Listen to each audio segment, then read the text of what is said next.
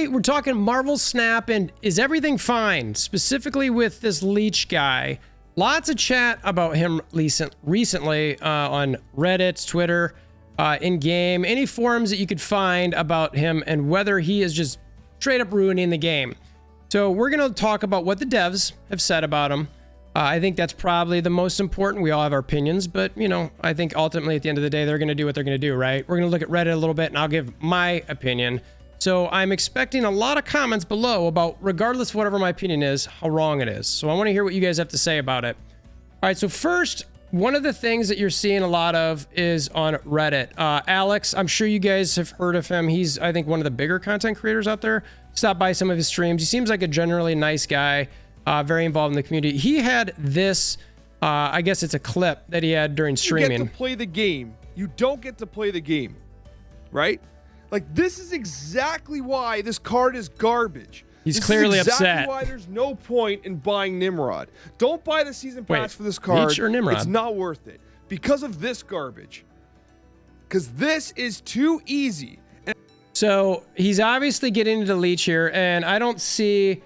I can't tell what turn it is right now on this, but it's the last turn. So this is late. So it just happened and it nuked all of his cards except for Hobgoblin. I'll get to my points on that. Let's just let him play it out. This was played on turn 5. So it's actually the intention of Leech. Right. This is why Leech exists, right? But like with Time Stone, this could have been out on turn 4. True. Every game devolves into Leech being played. People say it's Thanos and Lockjaw. It's not. It's the friggin' Leech that you get to sneak out on turn 4, that you get to cycle into the Lockjaw for free on turn 5, that you get to pull out of Lockjaw on turn 3. It is garbage. This is the problem with Marvel Snap. I'm not mad. So he's saying, I'm not mad, you're mad. I like Alex. I mean, I don't know him at all. But just from seeing him play, I actually like how he throws comments at the end, how he's not mad, you're mad. I think he's very good with his community interaction. And then also on Reddit, you've got this meme, right? So it's another thing, just people talking about, you know, Leech messing him up. It's like, all right, I think that meme's hilarious. This one, this is an interesting suggestion. So Leech is a card that's plays an important role, but getting him out before turn 5 feels unfair. And I'm going to talk about that a little bit because I think there's still some strategy. It's not necessarily great to get him out too early. It very much matters. So this person suggests a little change. This change makes Leech effect before turn 5 not as broken while still keeping his effect on turn 5. Basically, the change they had here is for 1 turn. Leech works for 1 turn. I think this is interesting. I'm a little torn about how I feel about it. I like Leech as a turn 5 card. I don't know how much he'll be used as a turn 5 card. He does get used a lot. I like the aspect of him still being able to be pulled on a turn 4 because that still can get you to potentially get a snap, get someone to stick around, get some cubes. And we're going to talk about what the developers think. What do you guys think about this 1 turn thing? I'm a little on the fence on it. I like it in one sense. I don't like it in another because I just really question how much he's going to get played at all if it's just for 1 turn. But again, if the intent is that he gets played on turn 5, then isn't that exactly what it should say? Maybe. I guess if you commit yourself to trying to get him earlier with like a Lockjaw, then should you benefit from that? I mean, there is a ton of RNG to get him out in a Lockjaw. So I think it's interesting. This person says this change is extremely good and definitely fixes the problem with Leech. Cheat him out early. I hope not. Leader was kind of dumb in my opinion, but Leech would be perfectly fine if it weren't for Thanos and Lockjaw. We're going to talk about that a little bit later because ultimately, is that the crux of this problem? Let's see what else we talked. This is keeps saying under the same topic here. I sincerely hope they gut him. Leech is one of the worst cards in the game from a health and competitive integrity perspective. All right, so there's a lot of hate towards him in that one too. This one I find interesting because you know how we all are on the internet. So after we get Thanos, Leech, Shuri, and Lockjaw nerfed, what's the next cards to complain about? They talk about, do we circle back to Dracula? Personally, I'm kind of hoping we bring out the pitchforks for Zero. He makes way too many cards playable for no penalty. This is clearly tongue-in-cheek. It is clearly. And at the same time, I have to admit that we as the internet community will always find something, because let's be real, there is nothing that's perfect out there. And frankly, I always want something to complain about because it helps talk, it helps have discussions, we can interact with each other. As long as we're having a healthy adult-like debate, I encourage that. If you want to have some of those, please check the Discord link out in the description below. Would love to hear from you or comment below. I want to complain about when they put when you put a card on I don't know how to say it right, but Lejuga and get 3 rocks, the animation shows them shooting into your opponent's deck. That is funny. That does happen. So that's one aspect. There's this sort of tongue-in-cheek here. What would be the next? Are we just always going to complain? Do the devs just, you know, is what it is? So this is the part where we're going to sort of transition into my opinion some. Leech, my Red Skull, Typhoid, and Ebony Maw, I don't give a F. Thanos players, after playing Leech on turn 4 and I haven't retreated, it's just the Key and Peele sort of like, you know, freaking out sweat meme, which is a great show. So they talk about, I love it when they Scorpion my Goblin. I've had that happen before where I did love that as well. Sad Tasmat, Infinite, if you get your Infinite leeched. I've once star emojied on their Leech just to rub it in. So there is another side to this, and that's kind of where this is at. It's like there is another side to this. We're going to talk about the devs aspect of here, but this is where I want to jump off a little bit about my opinion. Now, I'm a lower tier player. I've got like a 1700 collection level, and I started about 2 months ago, just under 2 months. We've got about 5 days, you know, if you want to celebrate my 2-month anniversary with me. And I do like Leech because, selfishly, I like Leech because I feel like he helps me compete with decks that I don't have, like Thanos Lockjaw sometimes, if I can get them out early with my own Lockjaw, or if somebody's sitting on a bunch of cards, like they double up on their She-Hulks with a Moon Girl, and they skipped turn 5, and they were gonna throw down 2 She-Hulks and an Infinite, and I can't Shang-Chi everything. I'm like, well, Leech helps me fix that a little bit. Now, they can't play all 3 of them because not all the She-Hulks are free, and if they play their Infinite, I'm like, okay, and you know what? If I had Kang, which is another card, then I could see if they're going to do that or not, which I still like Kang for the record. So I think it helps disrupt a lot of plays. It gives me a chance against those particular decks I mentioned, and that the fact that they're sitting on those cards. And like Alex says, it's meant to be a turn 5 card, obviously. You can get it out earlier, and it's not worth a lot of points. I mean, Leech here, I mean, 3 points. There's a lot of times here where I'm looking at him, and I'm just like, man, he just...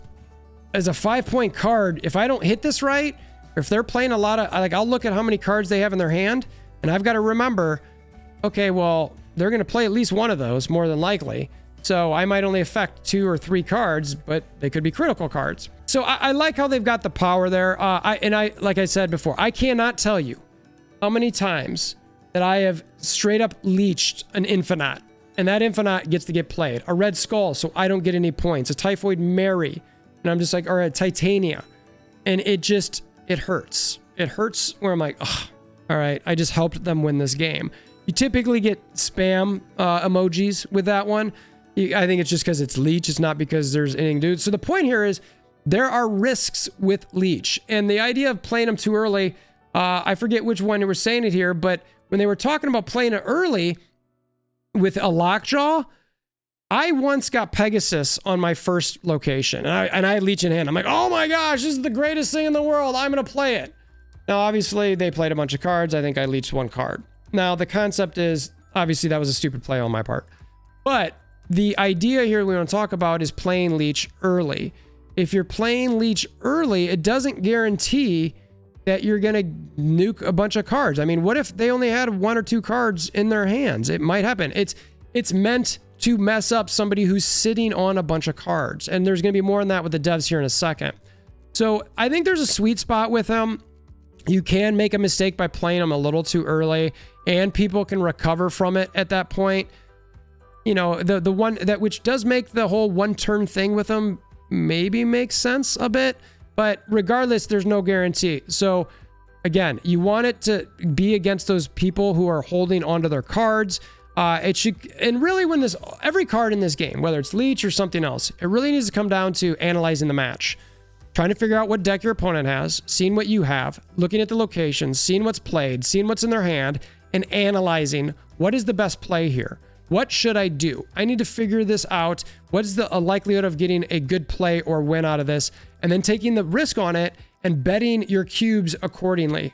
That's the whole name of the game, right? Is analyzing all of these things and then doing something with it. Leech is part of that, part of those analytics. So now I will say that, you know, when you're looking at this one and it's sort of like the Thanos thing, I think it was also in this one where we were talking about, you know, what are we gonna, not the suggestion, but basically when the Thanos lockjaw, it seems like the biggest thing that seems to be a complaint with Leech is not necessarily with Leech, it's with the Thanos lockjaw Quinjet situation, which right now is the meta and was the meta, and a lot of people are saying just everyone plays this. So I actually would question, maybe Second Dinner needs to look into what were some of the counters to this before? Maybe Darkhawk?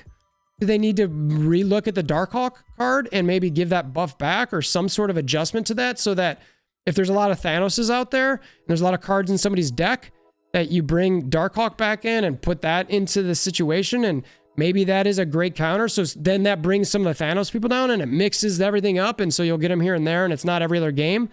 I don't know. Or maybe that Thanos buff was a bit too much. Now, I personally thought Thanos never being played was totally silly, so I liked the buff. But maybe there's still an adjustment. Maybe it's the stones that need to be adjusted. I was talking on Discord earlier today. Maybe that Soul Stone needs to be a 1 and a -2 power. You know what I mean? That's a strong stone. The Time Stone, it's a strong stone. So maybe there needs to be some adjustments there. I don't know how you'd adjust their energy per se, but maybe the Time Stone needs to be 2 energy. You know, that's the sort of thing that I think that they should maybe look into, so that they're not all just free if you drop a Quinjet. Maybe some of the critical stones, the Time Stone, the Soul Stone, maybe the energy and the power associated with those need to be slightly adjusted, so that the Thanos deck, especially when paired up with Lockjaw and Quinjet, isn't just so dominant, right? And maybe it's not a guarantee that you can just cycle through all these stones to get the Leech out. Maybe that'll help it. Maybe that'll take a little bit of the pressure off the Leech situation and really focus it where I think maybe it should be, and it's the Lanos Jet deck. Maybe that's what it should be called. So I don't know. There's some options where you can try to find some counters to Thanos too, with trying to destroy the cards with Elektra, Killmonger, though. Sometimes even Thanos players have those, or at least the Killmonger one. I used to like to use Rogue to steal the Soul Stone, or even the Power Stone a little bit. Scroll to steal some of the ongoings. Again, obviously Leech as well. Leech hurts Thanos. So I don't know. I think that could be a good help. Now, the developers' take on this, they specifically said, and I had this in another video before, where they talk about measuring fun here, and they wanted to make sure that it's fun and balanced. They talk about Leech specifically, so they address this a bit. Most card games, ours included, manage keeping many different cards fun and strong by ensuring there's meaningful counterplay against all of them. Designers often call cards serving this role release valves. Talked about this before. I try to talk about it a lot. Some people that I was sort of surprised about hadn't heard this term before. I hadn't heard this term before, but these are, like, I'd say traditional card players, card game players. They had not heard of this release valves term. So I wanted to do this again. And these cards, they remove the pressure created by strong cards. Leech is exactly such a card. His role is to offer players a clean answer to decks trying to pack all their power in at the last minute, such as Silver Surfer, Deathwave, or I would even argue Thanos. To an extent. I mean, you can get your stuff earlier, but if you're sitting on those things, bloop, Leech it. This isn't because we don't want these powerful decks to exist, but it's because we want to ensure a variety of powerful decks can exist. And I think ultimately that is what the game is about. Like I mentioned, you want to have a bunch of different decks. You want to have a bunch of different counters with a bunch of different, this one counters this one counters this one, this one counters this one, and this one. And then you're just all over the map with what can happen. So that way, when you analyze and you see, and you get all these different mishmash of matchups, so that you can figure out what to play. So it comes down to the player and the analytics in the game and what's been played. They go on to say, release valves, especially ones that restrict players, can become most problematic when dominant decks include them as wide-ranging protection. We don't want Leech or other valves to be our most played cards for their cost, but it's important for them to exist and to be good at their jobs, which is careful balance to manage. Glenn. Again, you know who Glenn is? I think it's Glenn Jones. So Glenn goes on to tweet as well, as a torturous treat, I will disclose that the highest win rate card in Marvel Snap has been there for a few weeks now, and I can't recall ever seeing anyone call for us to nerf it. Enjoy speculating. Maybe I'll tell you when it drops from number 1. Somebody here questions the stats that they go by, or they're not sure about if you imply that there exists casual relationships between win rate and nerf. They have 3 questions about this statistics problem. Was not Zabu number 1 before nerf, Red Skull number 1 before Shuri, and Hearthstone Battle Rage was the lowest drawn win rate card in Rage. Glenn says there's a relationship between basic win rate and nerfing, but I value other metrics more. Deck win rate, deck cube rate, which I think is very important, deck play rate, deck card cube rate, card win rate in any given deck. Zabu is never number 1 basic win rate. It capped at number 3. I worked on Magic during the other 2s. I think Glenn's doing a little trolling here. I think it's very interesting, but I like that he's bringing this up. I think it's an interesting concept, and I think it's something good for us to all kind of discuss. Now, ultimately, I think Leech is okay where he is. I would personally rather see some adjustments to Thanos because, like it says here, they become more problematic when dominant decks include them as wide-ranging protection. This, to me, is a direct line to Leech being used in Thanos, the Stones, Lockjaw, and Quinjet. Right there. So to me, that's what needs to be adjusted, is somehow those cards, the interaction of those cards, the interaction of the stones with those cards. So in my opinion, the stones should be looked at for adjustment more than anything else. My suggestion would be, like I said, right now, Soul Stone, 1 energy, -2 power. The Time Stone, it would be 2 energy, 1 or 0 power, I don't know. But it would definitely be 2 energy. So that way it's a little bit more problematic to play some of these things. Maybe the Soul Stone should be 2 energy as well. Maybe both of those should be 2. And the Soul Stone's 2 energy, -1 power. These are things that I would consider before touching Leech, in my opinion. I think, like they say here, they really hit this home. It's about putting these release valves in the meta type decks is when they become the biggest problem. So let me know what you think is the real problem here. I'd love to hear from you. Comment below. If this video was helpful at all, please consider hammering down like button, notification bells, all those sort of things. Share with your aunts, uncles, nieces, nephews. Appreciate it. Until next time, I hope you have a wonderful day.